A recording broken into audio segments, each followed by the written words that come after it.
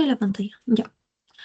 Y ahora sí inicia la grabación. El día de hoy vamos a tocar el tema de lo que son malformaciones congénitas, que de repente muchos tenemos el concepto un poco no tan claro de lo que es congénito en este caso, porque lo podemos confundir mucho con lo que va a ser genético. Y bueno, tanto el término malformación congénita como malformación genética no es lo mismo, ¿ya? Entonces, ¿qué es? Bueno, va a ser todas las alteraciones, tanto morfológicas, funcionales, y moleculares, o sea, vamos a ver que tanto las estructuras, incluso no necesariamente estructuras, sino moléculas mucho más pequeñas van a ser en este caso dañadas o alteradas. Pero lo que caracteriza este momento de lo que es una malformación congénita va a ser justamente que van a ser durante el proceso que va a ser de la embriogénesis, ¿ya? Entonces, durante la embriogénesis es que ocurre este proceso de las malformaciones congénitas.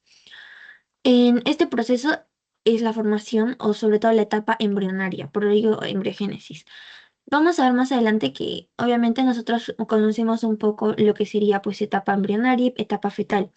Ambas son diferentes y en una va a ser más propensa que haya justamente este tipo de malformaciones a diferencia de otra. Ahora, también aquí vamos a ver el fallo de uno o más mecanismos de desarrollo y obviamente se van a poder detectar en la etapa prenatal, porque ahora ya tenemos bastantes métodos de diagnóstico. Ahora también puede haber otra forma de diagnosticarlo al momento del nacimiento, que va a ser cuando observemos el bebé que tiene o presenta alguna malformación.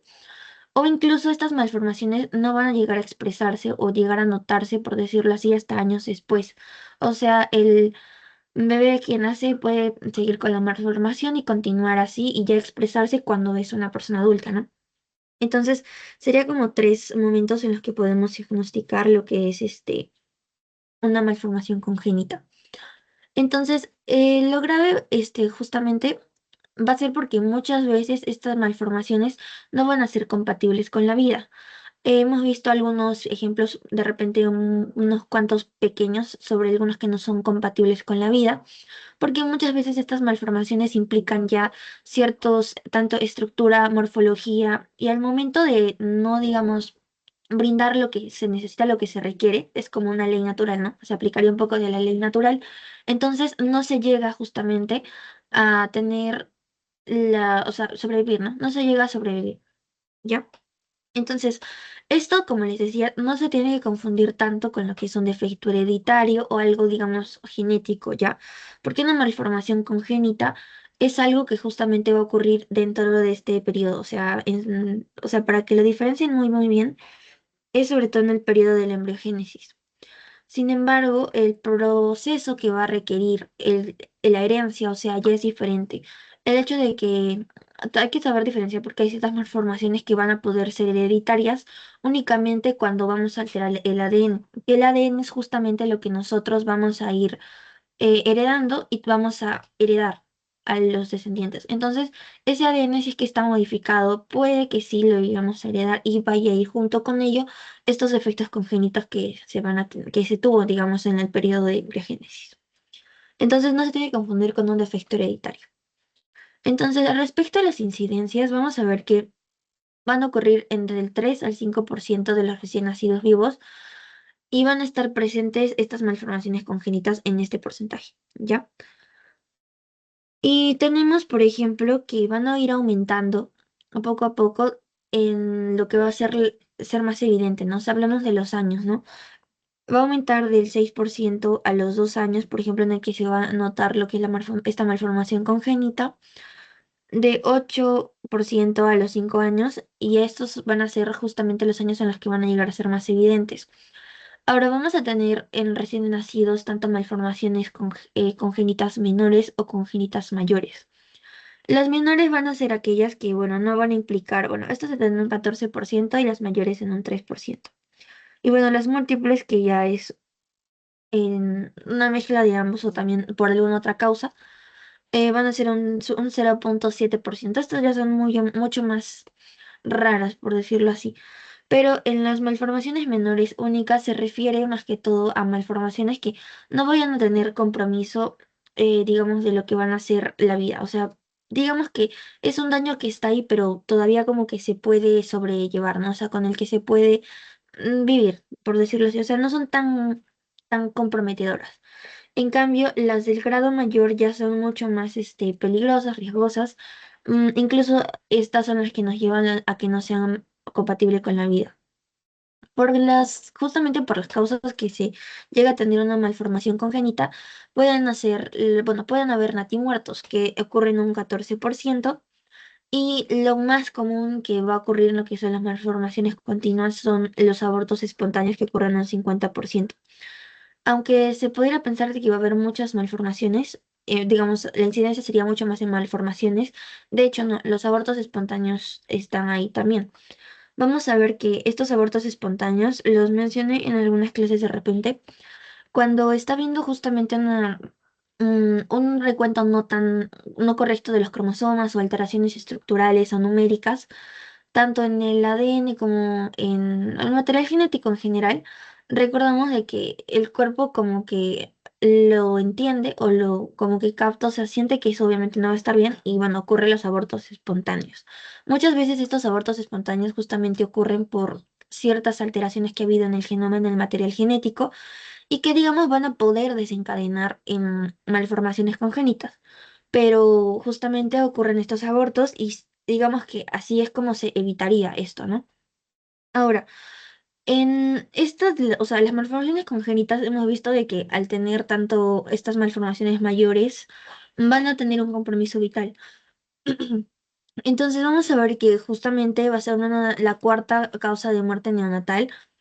Y bueno, también aparte de eso bueno, eso lo vamos a ver después de la prematuridad y las complicaciones del parto o también por ciertas infecciones. Entonces, esta es la cuarta causa de muerte neonatal, o sea, en los recién nacidos. Y respecto a la incidencia que vamos a ver durante el periodo ya en el que va a ser, digamos, todo el embarazo, vamos a tener justo un periodo embrionario y fetal, sobre todo, como lo vamos a dividir aquí. Entonces, vamos a tener un periodo que va a ser el periodo embrionario en el que va a durar más o menos desde la tercera hasta la octava semana. Sería bueno también que le pregunten ustedes de repente a sus doctores cómo lo toman, pero más o menos a la tercera a la octava, porque algunos me han dicho incluso hasta la novena semana, incluso hasta la doceava semana, creo algunas me dijeron, pero yo siempre me trato de ir un poco de tercera a octava semana. Y el periodo fetal ya también va a ser posteriores a la octava, o sea, desde la novena semana hasta más o menos las 38 semanas, eh, ahí que es cuando ya puede ocurrir un parto. Obviamente, los partos, digamos, generalmente una gestación debería durar 40 semanas en total. Ya, eso es lo que sí caracteriza, o sea, si le dicen cuánto dura un embarazo, digamos, normal, o sea, cuánto debería durar, deberían ser 40 semanas. Nunca digan 9 meses, ya, nunca. Entonces son 40 semanas. Entonces, estas 40 semanas justamente van a ser divididas en estas dos etapas principalmente, porque vamos a tener la primera, digamos, las primeras 3 semanas, que van a ser un periodo ya más tanto de, digamos, material genético en el que se mezcla el material genético, donde hubo la fecundación, y también la etapa donde hubo justamente una división del huevo cigoto a lo que va a ser mórula, blastocisto, y aquí también es la etapa en la que va a ocurrir un proceso importante que es la implantación. ¿Ya? Entonces, cuando ocurre todo esto, justamente empieza luego la tercera semana, este periodo embrionario donde ya tenemos un embrión. Aquí ya hubo la implantación durante estas 3 primeras semanas, entonces ya tenemos un embrión implantado y necesita crecer, ¿no? Y justo es en este periodo embrionario donde se empiezan a formar los órganos, los sistemas, los tejidos, y está en alta actividad justamente, digamos, las células que tiene este embrión están en alta actividad, o sea, dividiéndose, ¿no? Están constantemente en división y constantemente viendo este material genético, genes expresarse, ¿ya? Entonces está muy activamente este proceso. Por lo tanto, este es el pico, digamos, donde es más susceptible que ocurran estas malformaciones congénitas, porque aquí es cuando van a empezar, justamente como le digo, a formarse tejidos y las células van a empezar a multiplicarse, diferenciarse, no solamente multiplicarse, también diferenciarse, ¿no? A otros tejidos, porque tenemos vamos a estar teniendo varias capas, como les he mencionado, endodermo, mesodermo y ectodermo, ¿no? O sea, van a ir teniendo varias capas también. Por lo tanto, necesitamos una diferenciación de células.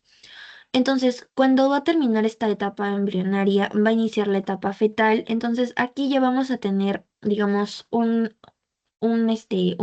feto, ya, un bebé, más o menos ya tiene la forma de un bebé, por decirlo así. Y ya se va asemejando mucho más al complejo de un ser humano, ¿ya? Entonces, en esta etapa fetal, obviamente también va a haber, digamos, em, formación de sistemas, pero ya no es tanto esta formación, sino es más el crecimiento y el desarrollo de estos sistemas. Aquí es más como el desarrollo está creciendo, ¿ya? Está creciendo, crecimiento y también maduración. Entonces, en esta etapa fetal, o sea, como que ya tienes tu estructura formada. Es mucho menos probable o la incidencia es mucho menor que ocurra aquí alguna malformación congénita porque tú ya lo tienes la estructura formada, ¿no? O sea, ya está ahí formada. Obviamente, hemos visto de que la semana pasada, creo que no me acuerdo en qué semana vimos, por ejemplo, el ejemplo de las bridas amnióticas, que es lo que se me ocurre ahorita, que es cuando ya tenías tu estructura formada y por algún mecanismo la terminabas dañando, ¿ya? Entonces, en este caso de las bridas amnióticas, por las membranas que se rompen de lo que es la membrana del amnios, que recubre básicamente a todo el bebé y el líquido amniótico, entonces se llegan a formar estas bridas amnióticas y una estructura que ya ha sido formada se termina dañando. Entonces, en aquí obviamente la incidencia baja ya no es tanta como en la etapa del periodo embrionario. Y justamente aquí también vemos el aumento de riesgo y acá también está la letalidad, como en este grafiquito de acá. El tiempo en el que va a ser la preimplantación, o sea, antes de la implantación y la implantación, las anomalías congénitas se mantienen un bajo riesgo, por decirlo así, también un poco, pero van a ir creciendo en la organogénesis, que justo ya está dentro del periodo embrionario, que bueno, ocurre también entre estas semanas de la tercera a la octava. Van a haber procesos de organogénesis, neurogénesis, gastrulación. Todos esos procesos son para formar tejidos y sistemas. Y bueno, van a ver que voy reduciendo nuevamente en la etapa fetal. Ahora, las causas, obviamente hemos visto algunas en la herencia, en la clase de herencias. Aquí vamos a tener tanto causas multifactoriales, desconocidas, genéticas o también ambientales. Este caso, o sea, estas malformaciones congénitas se les va a dar de un 2% a un 5% la atribución a los fármacos, porque sabemos que hay efectos que van a bueno, hay sustancias, efectos que van a ser teratogénicos. Dentro de estas van a haber muchos fármacos que van a ser teratogénicos. Hay ciertos fármacos que justamente no se pueden consumir durante el embarazo, ¿ok? Y no se debería tampoco recetar ni recomendar, de preferencia. Hay casos en los que sí de repente se tendría que hacer porque ya sabemos que los fármacos son muy importantes para controlar enfermedades y todo, ¿no? Que la madre podría tener. Ahora, vemos que también hay enfermedades crónicas, como por ejemplo la diabetes, que sobre todo la diabetes gestacional es ahora último muy común, creo, y justamente también puede llegar a tener este efecto teratogénico del que estamos conversando. Entonces, este se le atribuye justamente al 90% de los casos de la diabetes. Esto ya es una enfermedad crónica, ¿no? Entonces, la madre puede tener tanto la diabetes y terminar causando por la causa que de la diabetes, que es la hiperglucemia.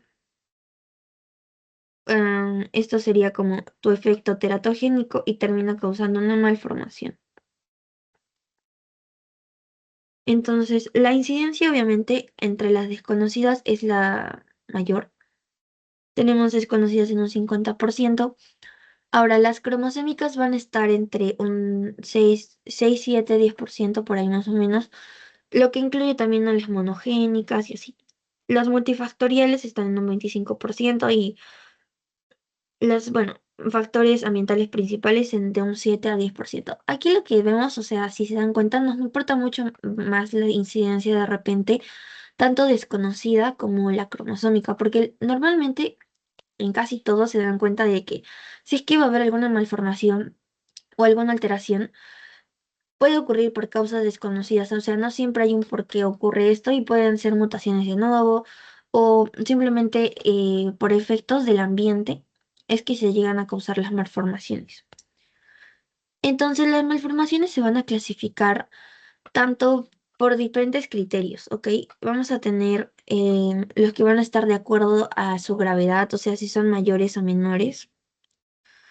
Entonces, en las mayores, como les decía, va a ser un poco más complejo, van a comprometer la salud, la vida, ¿ok? Aquí va a haber un alto riesgo, mejor dicho, de mortalidad. Y las menores ya también van a ser algo más funcionales.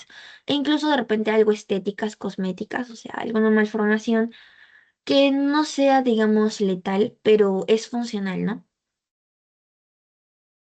Y también, bueno, la cosmética, o sea, algo estético. Podríamos dar el ejemplo de lo que sería el paladar hendido o el labio leporino. Y en lo de comprometer la salud, por ejemplo, ya podría ser una cardiopatía, por ejemplo, ya congénita. Entonces, de acuerdo a la ubicación, también vamos a tener la clasificación que va a ser externo o interno. Y esto se va a dividir sobre todo, o va a ser sobre todo porque lo externo va a ser lo que vamos a poder ver, digamos, a simple vista o incluso con, digamos, una imagenología, o sea, con una ecografía se puede llegar a ver, por ejemplo. Sin embargo, lo interno ya se refiere mucho más a malformaciones, por ejemplo, las leucemias congénitas. Eso no se puede llegar a ver, digamos, a simple vista con una ecografía y así, ¿no? Ahora, el otro es también por el número bueno, según el número de malformaciones, esto ya un poco se relaciona justamente con que sean únicas o simples. Y si son múltiples, vamos a tener, por ejemplo, los síndromes o las secuencias. Y únicas, por ejemplo, ya deformaciones o malformaciones únicas, ¿no? Como lo dice un poco su nombre. Ahora, por niveles de lesión, vamos a ver tanto lesiones tisulares, funcionales, metabólicas y orgánicas. Entonces, si son tisulares, se va a referir obviamente al defecto o a una lesión a nivel del tejido. Si son metabólicas, van a estar relacionadas, por ejemplo, con lo que sería las enzimas, por ejemplo, o sea, algo ya más relacionado con que está interviniendo algún proceso metabólico, ¿ya? Como en el caso de lo que serían las enzimas, justo, ¿ya? Luego tenemos a las orgánicas que van a ser respecto relacionado a los órganos, o sea, hay una lesión a nivel de los órganos o sistemas, ¿ya? Y las funcionales, bueno, que también se refiere, digamos, al órgano, pero a la funcionalidad de ¿ok? A la función de un órgano. O sea, que este órgano, digamos, no funcione bien. En cambio, las orgánicas son mucho más relacionadas con que si es que le falta alguna porción o si es que está muy pequeño, ¿ya? Y de acuerdo al tamaño, también ahí tenemos las macroscópicas o las microscópicas, ¿no?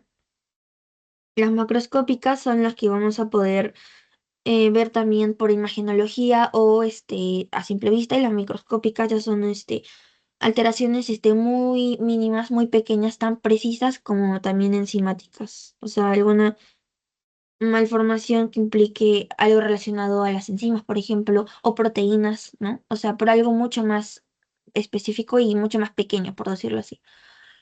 Y de acuerdo a su sobrevida, estos ya son letales o no letales. Y la cronología, también según la cronología, ya vimos las etapas, ¿no? Puede haber gametopatías, que es cuando todavía tenemos gametos espermatozoide y el óvulo.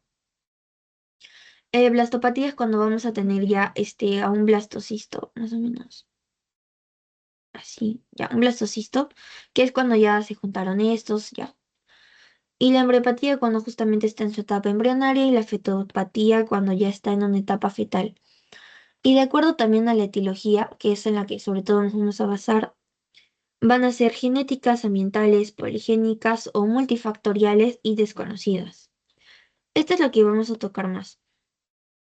Entonces, vamos a ver que según un fallo biológico, mejor dicho, según algún fallo en el mecanismo biológico, pueden haber ciertas fallas, como por ejemplo defectos en el crecimiento de algún órgano, en el que el órgano va a terminar siendo muy pequeño, o sea, va a ser más pequeño de lo que debería, eso debe ser lo normal, por ejemplo. por algún defecto justamente en estos mecanismos biológicos va a ocurrir este efecto. Ahora, también en alteraciones de la motilidad celular. Esto se refiere más que todo a que las células se encuentran, digamos, la posición. También aquí van a intervenir los genes que habíamos visto en desarrollo embrionario, donde justamente al momento en el que hace la división, ¿no es cierto? Vamos dividiendo, también van a intervenir la formación como de los ejes. ¿Cuál va a ser eje derecho, eje izquierdo y así, ¿no? Entonces, dependiendo justamente de esos ejes, qué lado a qué lado va a ir, vamos a tener una malformación como por ejemplo sería la ectopía cordis o la dextrocardia, por ejemplo, que es en este caso, en donde el corazón va a apuntar en vez del lado izquierdo al lado derecho, ¿ya? Y respecto a las fallas de diferenciación, aquí sí ya es porque, digamos, la síntesis de las proteínas es anormal, ya, un gen ha generado una síntesis de proteínas anormales, lo que va a terminar dando una consecuencia de un tejido que no está bien formado, o sea, no está correcto, tiene alguna falla en la diferenciación justamente de estas células y esto va a alterar la estructura del tejido, ¿ya? Y bueno, perturbaciones con inducción enzimática, porque ya también por esta perturbación en la inducción enzimática, embrionaria, perdón, podemos tener estructuras que, digamos, se multiplican demasiado y tendríamos, por ejemplo, de más, ¿ya? O por alguna razón simplemente ya no están. O sea, puede ser que haya de más o que simplemente ni siquiera hay alguno. Ya, simplemente no hay nada. Y la estructura desapareció. ¿Ya? Y respecto al fallo de la muerte celular, es que durante el proceso de la embriogénesis van a ocurrir también un proceso importante que es la apoptosis. Y seguro ustedes piensan que la apoptosis es la muerte celular, según lo que se recuerdan de biología, pero también la apoptosis interviene en los procesos embrionarios, porque al momento de separar, por ejemplo, los dedos de la mano en la formación de las extremidades superiores e inferiores, se necesita que entre los dedos, digamos, para formar cada dedo, necesita que haya apoptosis entre las membranas que se encuentran entre los deditos, ya, durante la formación. Y cuando no ocurre justamente esta apoptosis, está habiendo un fallo en esta muerte celular, ¿no? Y terminamos teniendo signos o malformaciones como la sindactilia. Y respecto a los dimorfismos, aquí ya vamos a recordar un poco más lo que ya hicimos la clase pasada, donde hablábamos sobre malformaciones, deformaciones, síndrome y también secuencia. Entonces, en la malformación vamos a tener el defecto morfológico de un órgano.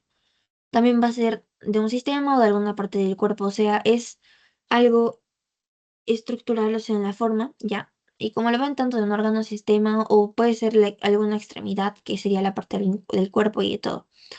Entonces, esto va a ocurrir por un error intrínseco en el desarrollo desde el inicio, o sea, es algo ya genético, pero propio, como le dice aquí, intrínseco, sería algo propio de lo que va a ser el embrión, ¿no? O sea, es que en el embrión ha ocurrido esta falla y va a terminar justamente desde ese momento el proceso de la malformación. Puede ser tanto esta genética como multifactorial, ¿ok? Y bueno, vamos a ver algunas malformaciones como por ejemplo los colobomas, ya. En la disrupción ya también va a ser un defecto también, pero morfológico, pero este ya va a ser debido a la interrupción de un desarrollo normal. O sea, el desarrollo estaba bien hasta que, digamos, hubo algo, lo interrumpió y terminó de faltar ahí, ¿no? Esto, por ejemplo, en la gastroquisis, por ejemplo, digamos que justamente las asas intestinales estaban regresando a lo que sería la cavidad abdominal. Sin embargo, no se llegó, digamos, a terminar de formar este desarrollo, se quedó ahí en pausa, por decirlo así. Y no terminó de cerrarse, digamos, la estructura por la donde cual tendría que haberse metido todos los intestinos de regreso a la cavidad abdominal y se quedó abierto. Ya, o sea, la piel, digamos que no terminó de formarse, tapar eso, ¿ya? Y ahí tendríamos la gastroquisis. Y vamos a ver justamente esta interrupción del desarrollo embrionario normal. Ahora, esta interrupción va a poder ser por varios factores, tanto mecánicos, vasculares, etcétera, ¿no? Mecánicos incluso, y esto es justamente donde el tejido se va a perder o se va a destruir. Ya, en la malformación, digamos que el tejido simplemente es como que no es que se destruye, sino que simplemente por una causa intrínseca, o sea, por alguna causa de lo que sería el ADN, el genoma, se dice que se va a formar, digamos, en una forma diferente, o sea, una malformación, por eso, una mala formación, y termina siendo esta una malformación. En cambio, la disrupción es ya también que tú tienes este tejido, pero tú ya lo estabas formando, pero se destruyó. Ya, o sea, aquí el tejido que se estaba formando, pero se destruyó o se perdió o simplemente nunca se llegó a formar, ¿ya? Pero sí debería estar aquí, ¿no? Y en la deformación ya también vamos a ver alteraciones tanto en la forma, en la posición de la estructura incluso, y esta ya va a estar causada por una fuerza mecánica y tiene que ser externa, o sea, es que algo ya ahí intervino y en esta forma, y en esta estructura, digamos que ya estuvo formada, la va a, digamos, dañar, ¿no? O sea, va a deformarla. Es lo que estábamos recordando, ¿no? En la clase pasada. Aquí justamente va a haber sobre todo las afectaciones a nivel del sistema musculoesquelético, como por ejemplo la escoliosis congénita o las bridas amnióticas también entrarían un poco en esta formación. También el, el pie equinóvaro, si no me equivoco, así se pronuncia equinóvaro, que es el que está como en mecedora. Y como lo ven, acá tampoco vas a destruir tejido, o sea, simplemente tú ya tienes tu tejido acá formado, pero es que una causa externa causó que se deforme, ¿no? O sea, de lo que estaba derechita, así bonita la columna, vino una fuerza externa y la terminó doblando, ¿no? Es ahí que ocurre una deformación. Y disrupción es que no se confundan tampoco deformación con disrupción. Disrupción ya también es que en este lado vamos a ver que el tejido sí se va a destruir, ¿ya? Sí se destruye o también se va a perder, ¿ok? En este caso sí vamos a tener una pérdida de tejido, destrucción de tejido por algún factor externo, pero también va a ser destruido, no va a ser deformado, ¿ya? Y respecto a la displasia, por ejemplo, acá ya va a ser mucho más relacionado con tejidos, ¿ya? O sea, con el tejido mismo.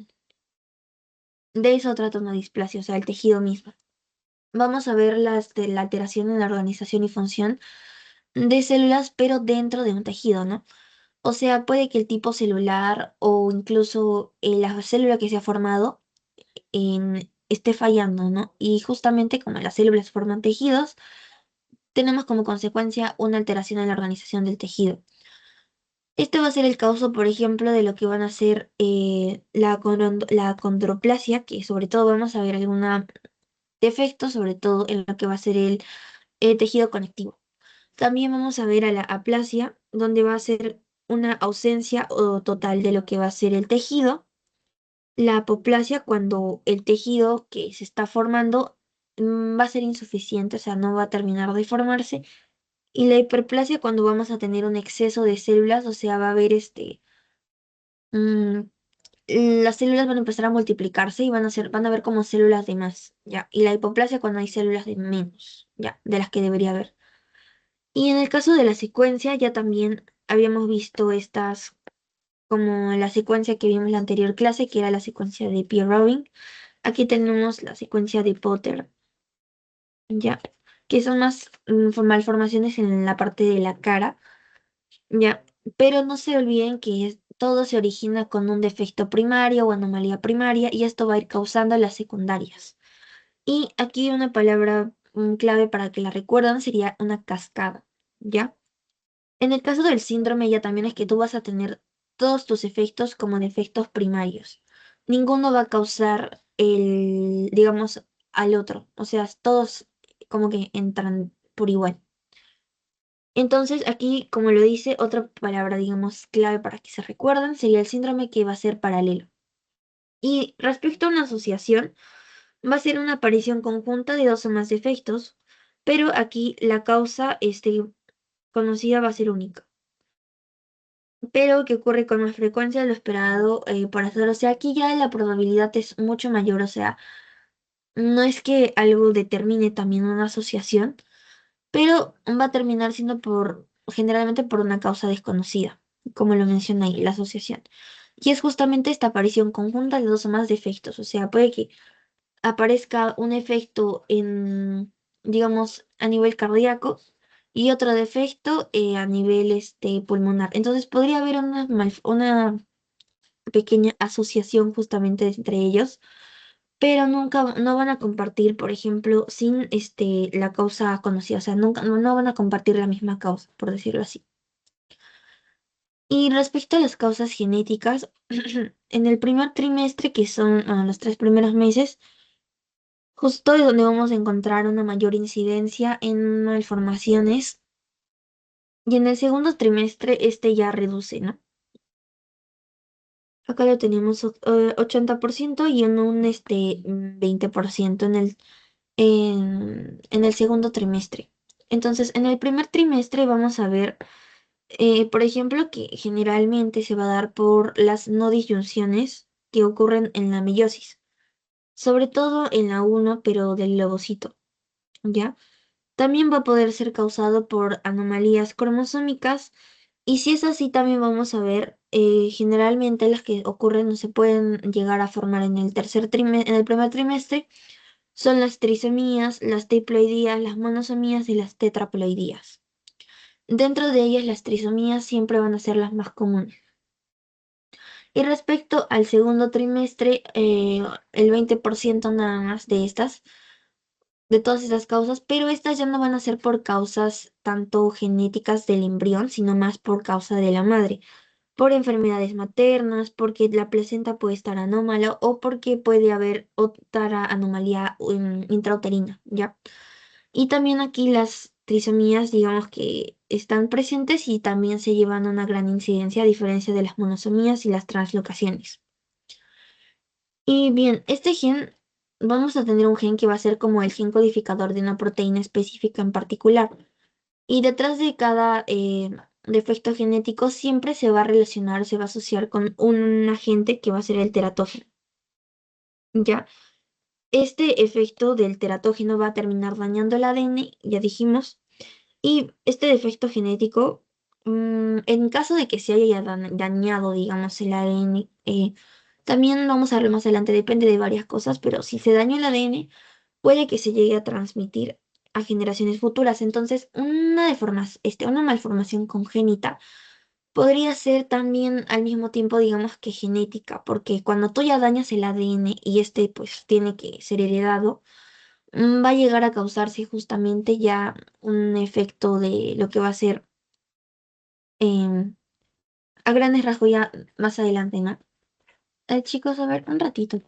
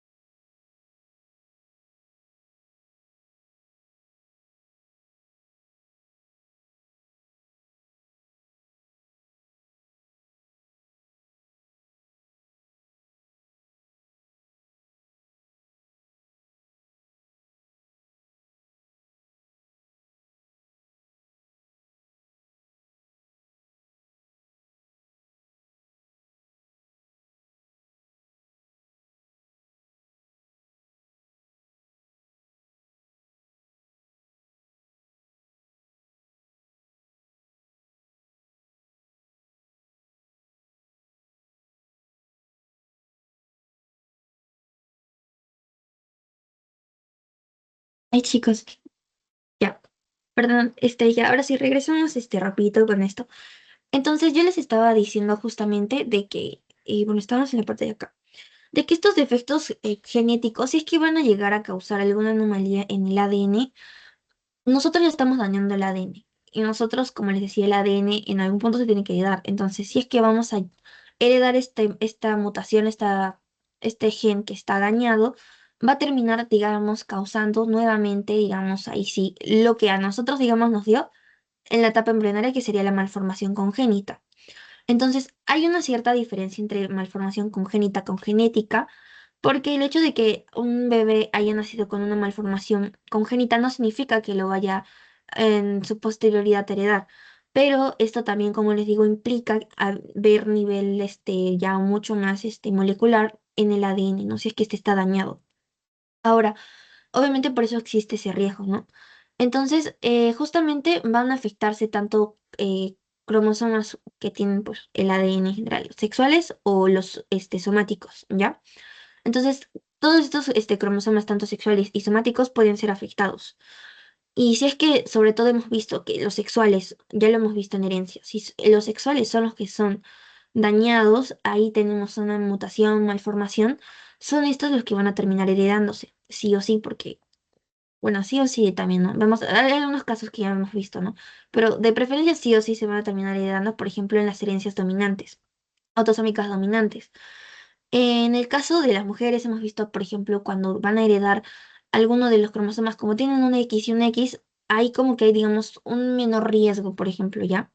Pero en el caso de los varones, cuando van a tener que heredar, por ejemplo, su cromosoma Y, que es el único que tienen, y está dañado, en ese caso sí o sí la mutación se va a terminar heredando.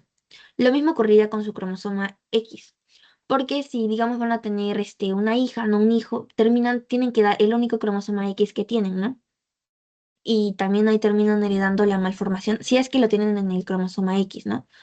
Entonces, espero me esté dejando entender un poco con esto, pero también para que diferencien un poco congénito de genético, ¿ya?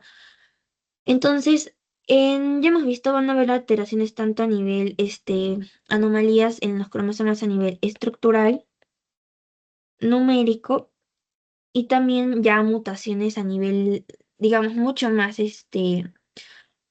específico, como van a ocurrir en los tripletes o incluso en una sola base en nitrogenada, ¿no? En una sola base, dentro de estos tripletes también, ¿no?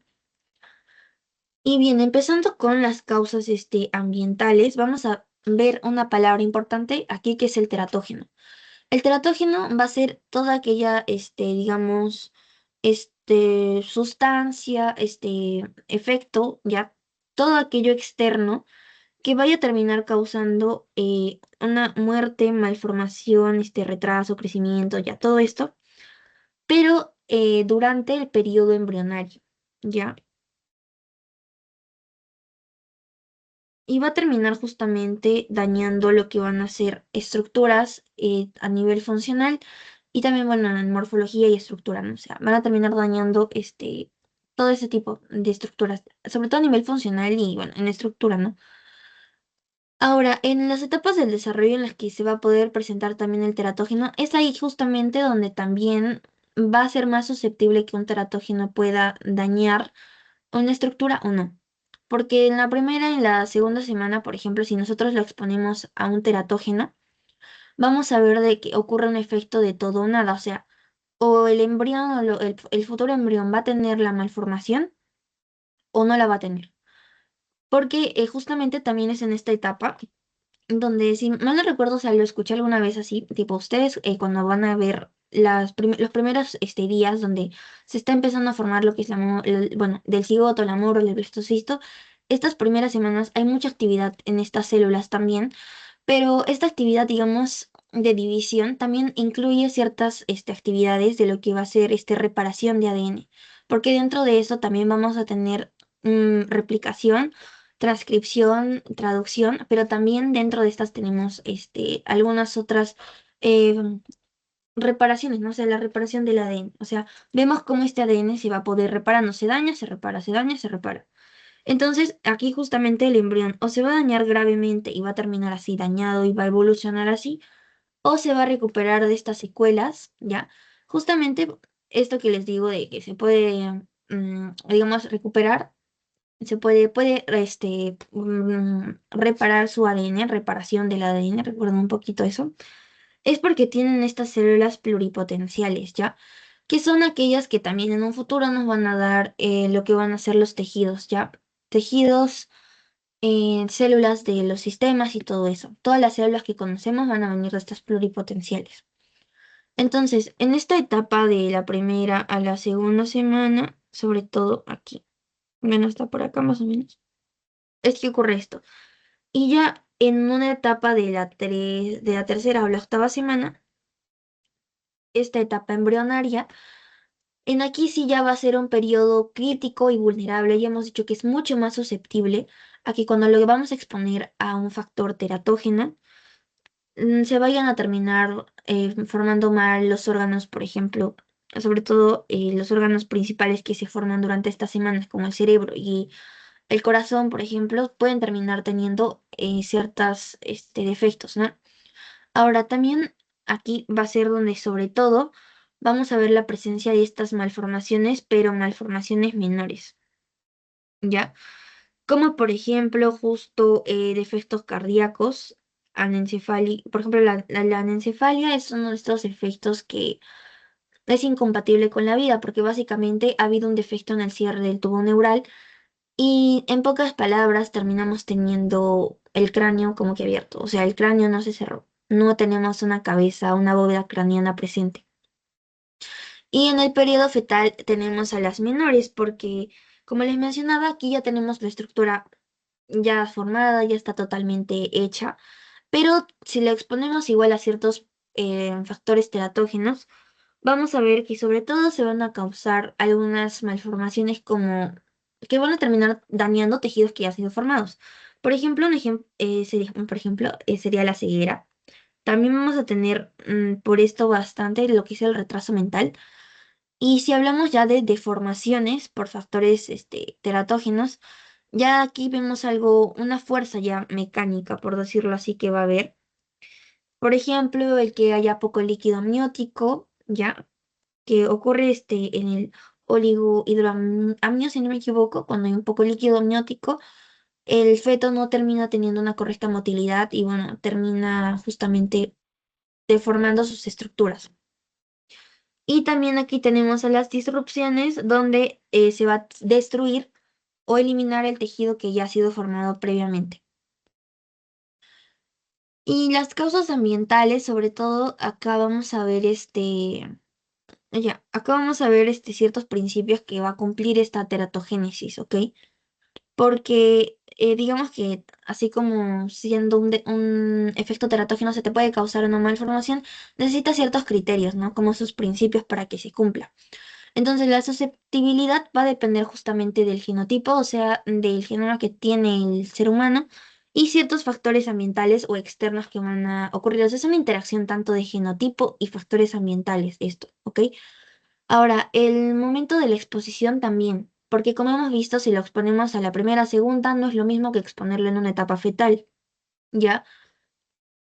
Y respecto ahora también a sobre las células que están en desarrollo. Por ejemplo, cuando actúan células del desarrollo, ¿no? O sea, la embriogénesis es donde hay mayor diferenciación y las células también están creciendo y multiplicándose. Entonces, si es que acá vemos un efecto teratógeno, vamos a terminar causando una embriogénesis anormal. Y tenemos luego las manifestaciones finales, donde vamos a ver ya que este factor teratógeno, al hacer efecto, va a tener como desenlace a la muerte, a malformaciones, al retraso en el crecimiento, por ejemplo, o algún trastorno funcional, ¿ya? Y la gravedad justamente va a depender de la dosis a la que le expongamos a este teratógeno, ¿ya? O sea, también va a depender como del tiempo en el que va a ser expuesto y de la dosis que va a ser expuesto o durante la que va a ser expuesto. Vamos a tener ahora estos, digamos, tanto fuera del embarazo como durante el embarazo, ¿ya? ¿A qué nos referimos con lo que va a ser fuera del embarazo cuando todavía vamos a tener la presencia de los que son los gametos? Y vamos a tener la presencia de lo que va a ser las gónadas, espermatozoide y el óvulo. También cuando vamos a ver la presencia de lo que va a ser el cigoto, ya esta célula que ya tiene el material genético del óvulo y del espermatozoide. Luego también vamos a tener cuando está en la etapa de un blastocisto también todavía antes de que se implante, ojo, ya un blastocisto, ¿ya? Y durante el embarazo ya va a ser sobre todo cuando vamos a tener la etapa pues embrionaria, ¿no? Y cuando este blastocisto pues ya se implantó en en el endometrio, ya está en el útero y está empezando a crecer y a empezar su etapa embrionaria. Esto ya sería durante el embarazo y bueno, no nos podemos olvidar de la etapa fetal también. Bien, entonces estos teratógenos tenemos que ver sitios donde van a actuar, o sea, dependiendo de dónde actúen, van a hacer su efecto. También van a depender mucho de cómo lleguen, ¿no? O sea, el teratógeno puede llegar, por ejemplo, atravesando las paredes abdominales o simplemente por vía sanguínea cuando, por ejemplo, la madre se toma un fármaco que es teratógeno. Los fármacos, sobre todo, también son los teratógenos. Son teratogénicos, ¿ya? Entonces, cuando va a ocurrir esta exposición del embrión al teratógeno, va a ocurrir una malformación, ¿ya? Entonces, respecto a agentes biológicos, ya hablando de virus, parásitos y bacterias, vamos a tener microorganismos, ¿no? Estos microorganismos, si bien van a infectar a la madre, nosotros tenemos algo que conecta a la madre con el feto, que va a ser la placenta. Este órgano va a tener una barrera, ¿sí? Pero muchas veces esta barrera o la barrera que se llama la barrera placentaria, ¿ya? Va a terminar siendo dañada o también va a terminar siendo atravesada para poder llegar, por ciertos, obviamente por todos estos microorganismos, para poder entrar dentro del embrión y como ya intercambian la circulación, digamos, madre y feto o embrión intercambian sangre, comparten sangre, esta termina dañando justamente al embrión o al feto. En esos casos tenemos los ejemplos, por ejemplo, bueno, por ejemplo, sobre todo de la rubiola, ya, o sea, la rubiola fue una de las, una causa muy, conocida sobre todo para lo que van a ser cardiopatías congénitas, la sordera, incluso la que muchos se ha visto, cataratas. Obviamente la rubiola, digamos que se considera ya una enfermedad controlada, pero esto era lo que causaba. O sea, si una madre hoy en día tendría una infección por rubiola y está embarazada, lo más probable es que, bueno, el bebé termine naciendo con cataratas, cardiopatías congénitas y la sordera, ¿no? Esto se le conoce como la triada de Crick. Ya, esto es la triada de Crick, a la que se le asocia con la rubiola congénita, donde vamos a tener justamente una catarata congénita, problemas en, o sea, en el oído, o sea, la sordera y en el corazón. Otro virus al que se le asocia bastante con un efecto teratogénico es el citomegalovirus, que nos va a terminar causando microcefalia, o sea, la cabeza pequeña, ¿sí? Esto sería una cabeza normal y en cambio la microcefalia es muy chiquita. También ciertas calcificaciones intracraneales y sobre todo el retraso mental, así como la sordera. Ahora, el Zika también es otro ejemplo de microcefalia grave, también alteraciones cerebrales. Dentro de estas también vamos a tener al VIH, porque ya saben que el VIH, por ejemplo, puede heredarse, ¿no? Entonces, si una mujer embarazada con VIH termina teniendo, bueno, termina estando embarazada, bueno, va a tener el bebé, va a tener, va a terminar teniendo lo que es VIH, ¿no? Y el herpes simple también es el que se puede, digamos, como que pasar de madre a feto, bebé, y la varicela también.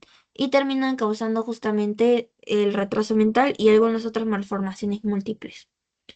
Respecto a bacterias, vamos a tener sobre todo a la sífilis congénita, bueno, que es sobre todo por la bacteria de la Treponella pallidum, que termina causando la sífilis en la madre, pero si pasa justamente al bebé, ocurre la sífilis congénita, donde vamos a ver malformaciones óseas, bueno, la sordera y también malformaciones dentales.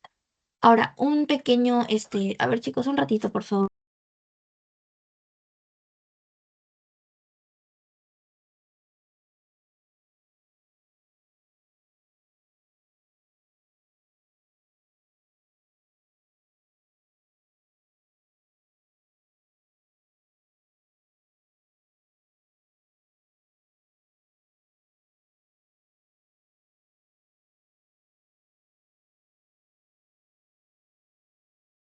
No, chicos, perdón. Entonces, continúo con la parte de lo que sería, bueno, las bacterias. Estamos acabando.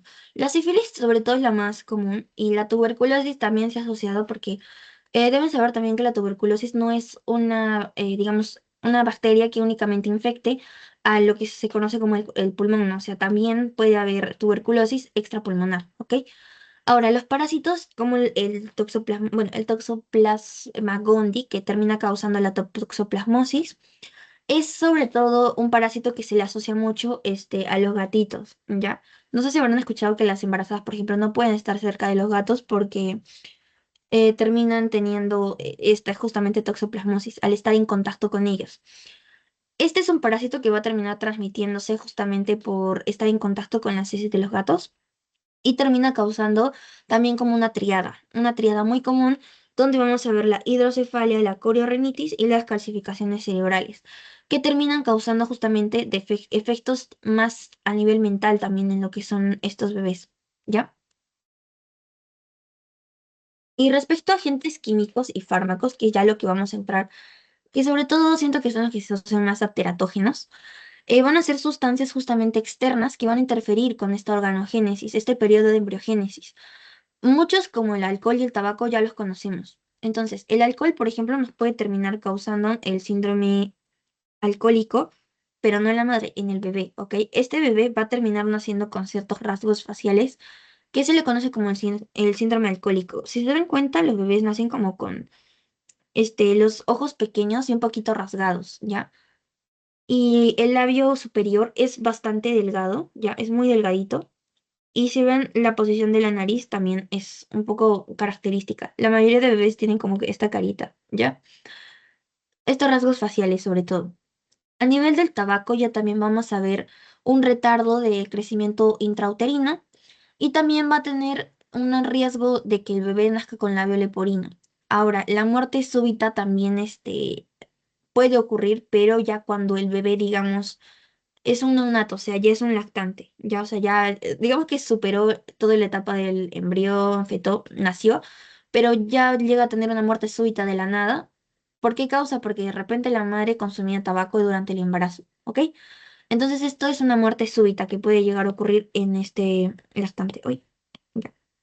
Ahora, hablando de drogas ilícitas, ya también tenemos a la cocaína, los opioides, la cocaína que es un psicoestimulante y los opioides, por ejemplo, también que son drogas, van a terminar causando, sobre todo en el bebé, abstinencia neonatal. O sea, ya conocemos el síndrome de la abstinencia, ya, pero imagínense lo mismo, pero en el bebito. Como el bebé lo hemos estado exponiendo, bueno, no se olviden de este órgano importante que es la placenta, lo hemos estado exponiendo, la madre, digamos, ha estado exponiendo este efecto teratógeno que tiene el opioide, la cocaína, no va a causar, digamos, algún efecto, digamos, en su, digamos, estructural, pero justamente el bebé termina naciendo con un síndrome de abstinencia. ¿Por qué? Porque justamente, pónganse que como que el bebé quiere, seguir expuesto a estos factores, ¿no? A los opioides, a la cocaína, justamente, porque el bebé ha estado expuesto durante todo el embarazo a esto, ¿no? Entonces, estas drogas, justamente como lo ven, van a pasar por este órgano importante que es la placenta. Termina la formación, el periodo del embarazo, se da el alumbramiento, el nacimiento, y el bebé termina naciendo con abstinencia, o sea, sufre de abstinencia. Esto es el síndrome de la abstinencia neonatal. Ya, aparte de que tienen, sobre todo estos bebés, un bajo peso al nacer y también tienen ciertas alteraciones vasculares, ¿ya? Y bueno, sobre todo el mayor, digamos, defecto en el que van a llegar a tener va a ser a nivel del sistema nervioso. Ya, siempre ocurren efectos a nivel del sistema nervioso. Y hablando ya de los fármacos teratógenos, tenemos a la tamidolina, talidomida, perdón, la warfarina, los anticonvulsivos, que sobre todo son, todos los anticonvulsivos son teratógenos. Y dentro también tenemos a la isotretinoína y también un exceso, demasiado consumo de vitamina durante el embarazo, digamos que se asocia un poco también con algún efecto teratogénico que va a terminar causándonos focomegalia, por ejemplo, hemorragias fetales, defectos en el tubo neural, en el cierre sobre todo del tubo neural, la microcefalia, anomalías sociales y defectos cardíacos. En respecto a los fármacos, vamos a ver de que justamente para poder administrarlos o recetarlos a las madres, tenemos niveles, por decirlo así. Clasificación de de los fármacos en A, B, C, D y X. Bueno, empezamos desde lo que se podría dar todavía. Ojo que todos los fármacos tienen digamos, estudios, ¿no? Entonces, acá el A se va a identificar como ensayos controlados en los que no se ha encontrado, digamos, asociación a malformaciones congénitas. Algo así específicamente es el A, ¿ya? Pero justamente esto nos quiere decir que no hay un riesgo para el bebé en el primer trimestre del embarazo, ni tampoco hay pruebas de riesgo en los otros dos, o sea, en el fetal y bueno, en el segundo y en el tercer trimestre ya en general. No hay tampoco alguna prueba que determine que hay un riesgo, ¿ya? Pero en la bella también vamos a ver que hay, digamos, no hay estudios en humanos que comprueben de que hay un riesgo, ¿ya? O sea, aquí no hay un riesgo para el feto, ¿ya? Y justamente dice que no existen estudios adecuados en embarazadas, ¿ya?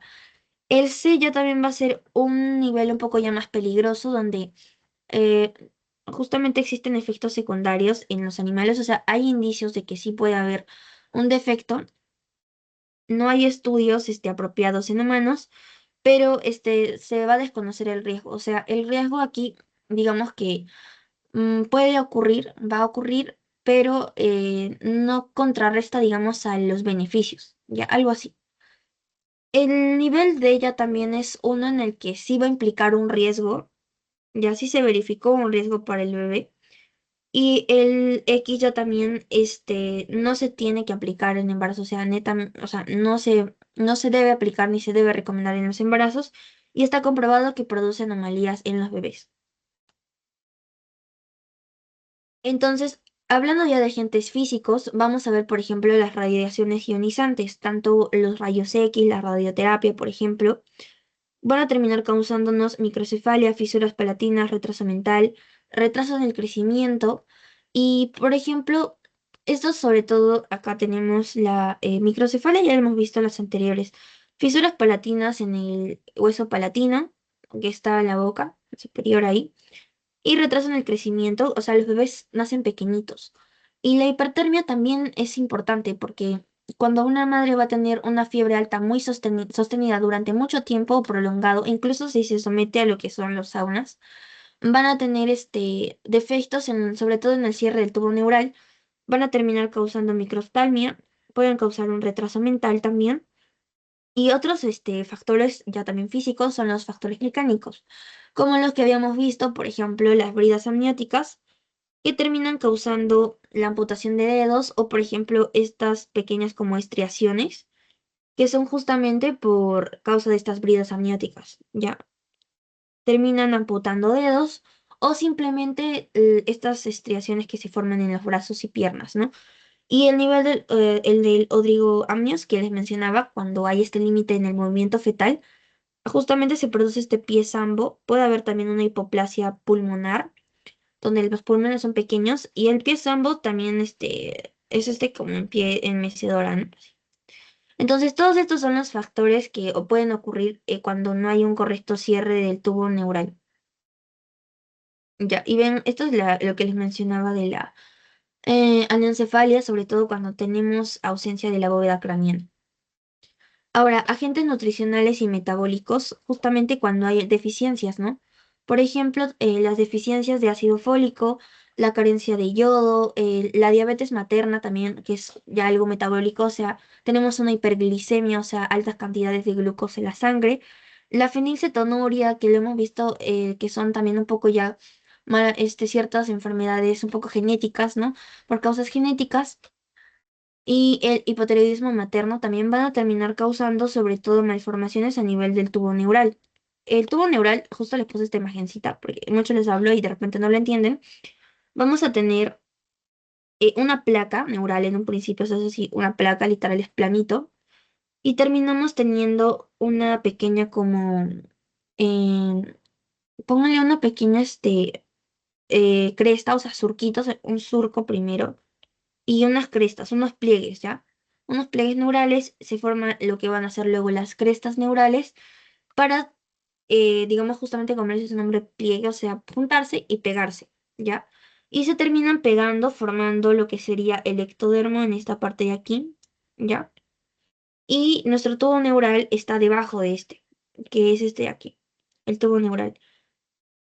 Y este tubo neural es importante porque de acá van a salir sobre todo estructuras como bueno, todo el sistema nervioso central en general, ¿ya? Porque van a empezar a formarse tanto el cerebro, bueno, el cerebro, cerebelo, médula y así. Y bueno, hablando de otros, vamos a tener, por ejemplo, otros efectos van a ser la edad materna avanzada. Entre más la edad de la mujer vaya avanzando, va a poder tener mayores riesgos de aneuploidías, sobre todo, aneuploidías, y ocurre sobre todo por la disyunción, no disyunción correcta en lo que ya habíamos visto, por ejemplo, en las primeras semanas, cuando no había una correcta disyunción en la meiosis 1 o en la meiosis 2, ¿no? Y especialmente esta edad avanzada se la asocia mucho con las personas con síndrome de Down, ¿ok? Por estas aneuploidías o disyunciones que van a ocurrir durante, digamos, en esta edad ya avanzada, en una edad ya más grande. Generalmente es mayor desde los 35 años. Y entre más justamente ya vaya avanzando desde los 40, hay mucho mayor riesgo que ocurra estas no disyunciones y termina causando, por ejemplo, el síndrome de Down. Y respecto a la autoinmunidad, esto ya es cuando van a haber anticuerpos maternos que van a identificar al feto o al bebé como algo extraño y terminan dañándolo, ¿no? Y justamente aquí ocurriría, por ejemplo, lo que pasa en el lupus, cuando van a terminar atravesando la placenta y terminan afectando al feto por el paso de este anticuerpo que es el anti-ROS SSA, que ocurre justamente cuando la madre de repente he visto, creo que es el R negativo, ya, pero o sea, es como que la madre y el bebé no son compatibles, sobre todo. Incluso hay enfermedades en las que se terminan destruyendo ciertos glóbulos rojos que tienen los bebés porque la sangre tanto de la madre con el bebé no son compatibles. Ya, eso también sería otro ejemplo de la autoinmunidad. Y es por eso que terminan dañando al bebé y terminan haciendo, por ejemplo, con estas manchitas café, sobre todo son lesiones a nivel tisular, son las más evidentes, que puede llegar a causarse por este lupus. Ya. Y en causas multifactoriales, que bueno, son las más frecuentes, ya, van a implicar tanto genes, que ya son heredados o también teratógenos, o sea que algo que ya se heredó o que simplemente un teratógeno viene y te termina dañando nuevamente el ADN y bueno, ahí inicia justamente una malformación. Ahora, produce justamente defectos mayores, sobre todo, y únicos. Tenemos al labio y paladar hendido, las luxaciones, por ejemplo, congénitas de cadera, las cardiopatías, defectos en el tubo neural y la estenosis pilórica. Estas están muy relacionadas con una tendencia familiar, o sea, cuando hay un primer grado de consanguinidad, o sea, primos, hermanos, ya, se asocia mucho a estas causas multifactoriales, donde va a haber esta tendencia a tener justamente malformaciones como hemos visto, ¿no? A nivel del corazón o las del paladar hendido y la leporino juntas. Y respecto a lo del diagnóstico, bueno, diagnóstico, ¿cómo vamos a diagnosticar estas malformaciones congénitas?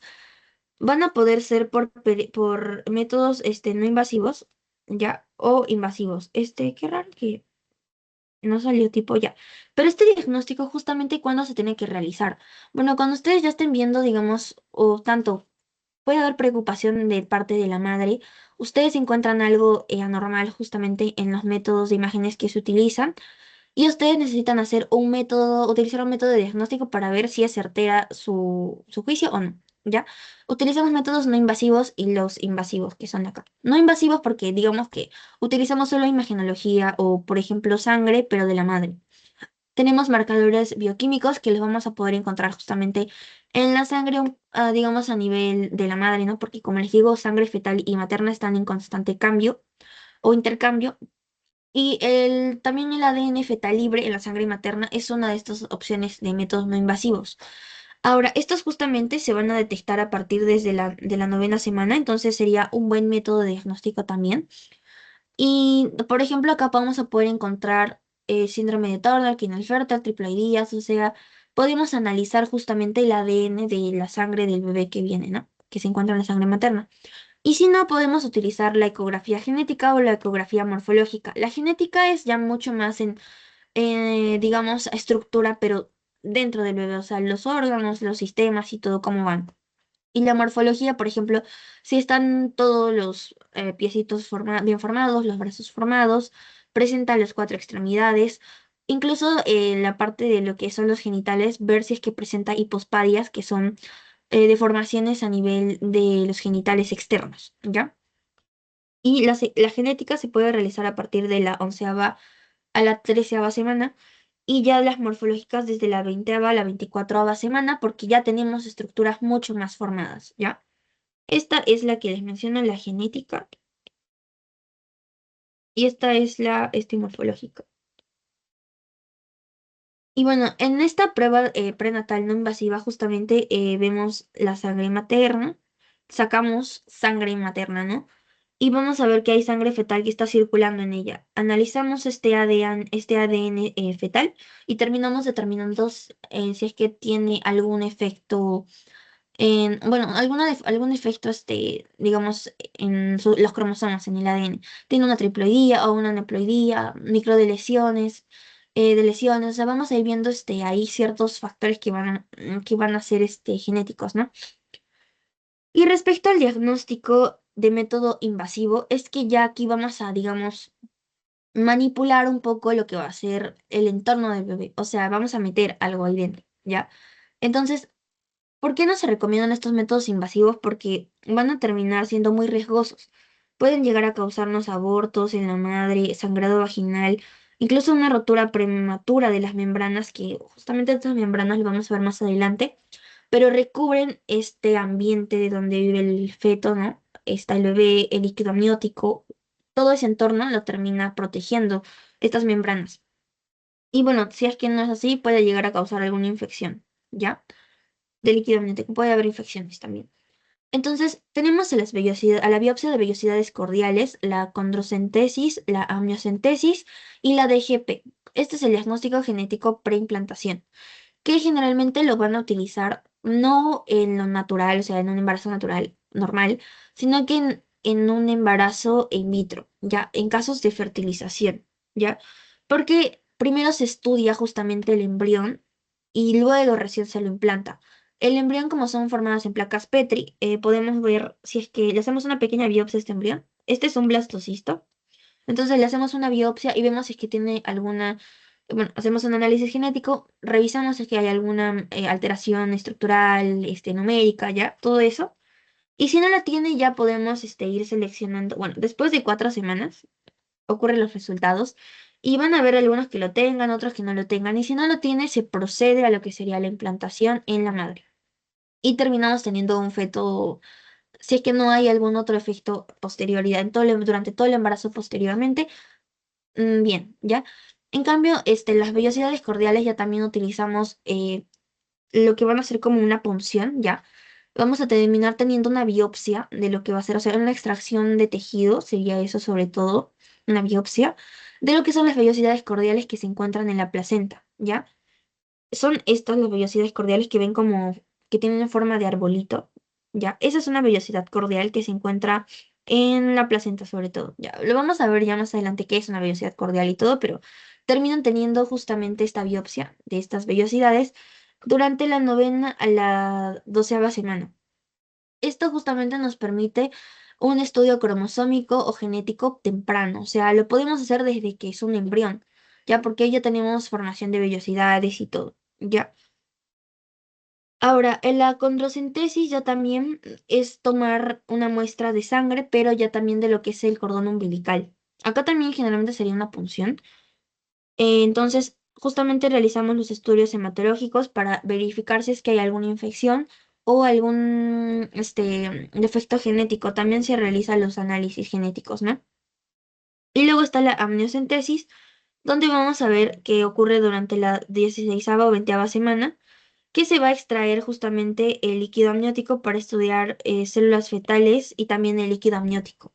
Esta amniocentesis ya también es por una punción, pero únicamente necesitamos líquido amniótico, ¿no? Y como el feto está en constante, digamos, contacto con este líquido amniótico, termina como al mismo tiempo teniendo, digamos, liberación del ADN del feto, del bebé, y hay ciertas células fetales también dentro de este líquido, por lo tanto, si tenemos una muestra de esto, podemos realizar algunos estudios.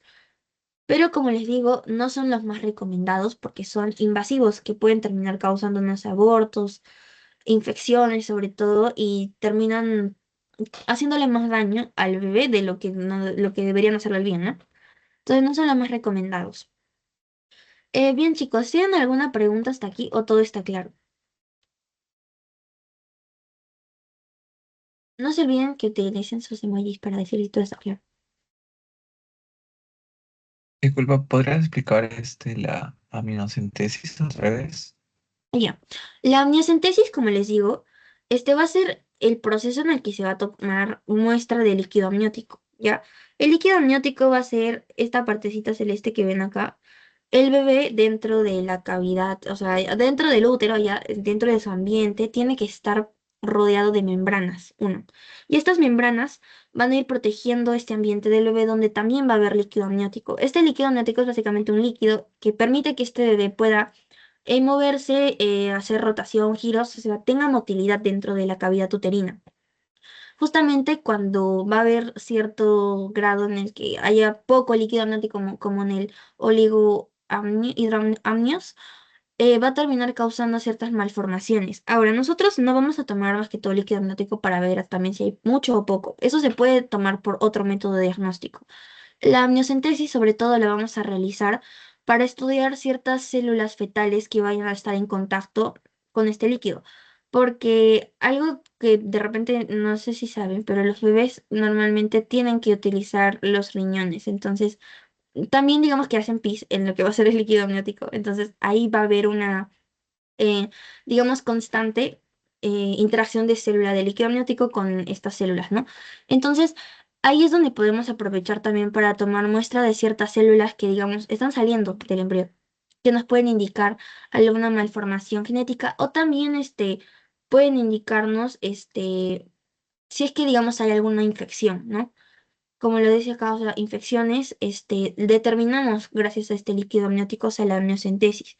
Pero si se dan cuenta, las semanas también tienen que ser como determinatorias. O sea, hay una semana sobre todo donde ya está empezando esta formación de líquido amniótico en una gran cantidad, digamos, no está poquitito, entonces como en una etapa embrionaria, por ejemplo, ya sería más en una etapa fetal, ¿no? Desde la 16ª semana hasta la 20ª, ¿ya?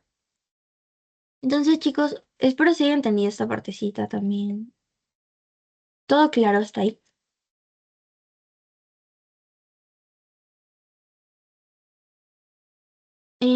Ya chicos, entonces vamos a pasar rápido con el pretest.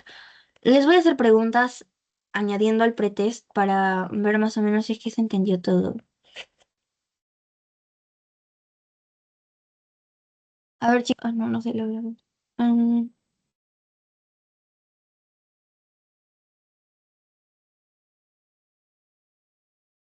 ya, creo que ahora sí. Ujú. Bien, entonces tenemos justamente la primera pregunta en la que nos habla de lo que es la diabetes materna, no mal controlada. Si nosotros no vamos a tener en la diabetes gestacional, como les decía, es una de las diabetes que en el embarazo es muy común. Van a ver que hay varios factores, obviamente, que van a terminar causándola, pero es algo común, no es normal, pero muy común que ocurra.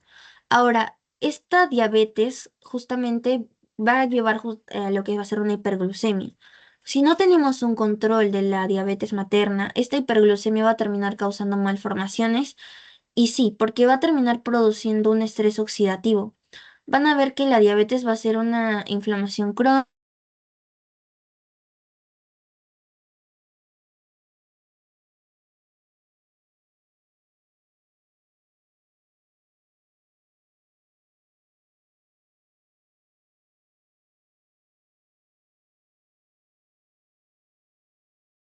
Ay, chicos, perdón, creo que se salió de la reunión.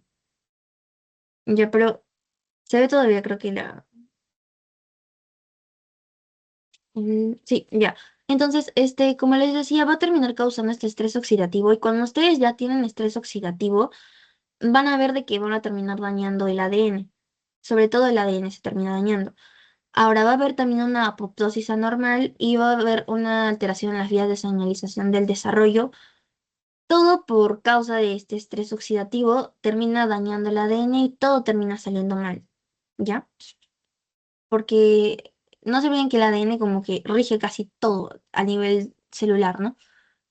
Ahora, en una gestante de 6 semanas se tuvo una infección por rubiola. ¿Por qué el riesgo de malformaciones grave es tan alto?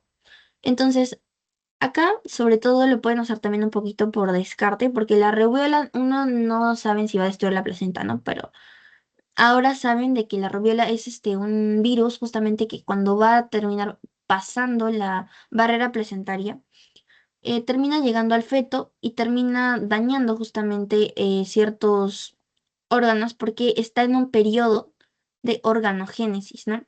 Donde está habiendo multiplicación de células, diferenciación, y te van a terminar justamente habiendo órganos que no están bien formados o también, por ejemplo, defectos a nivel tisular, ¿ya?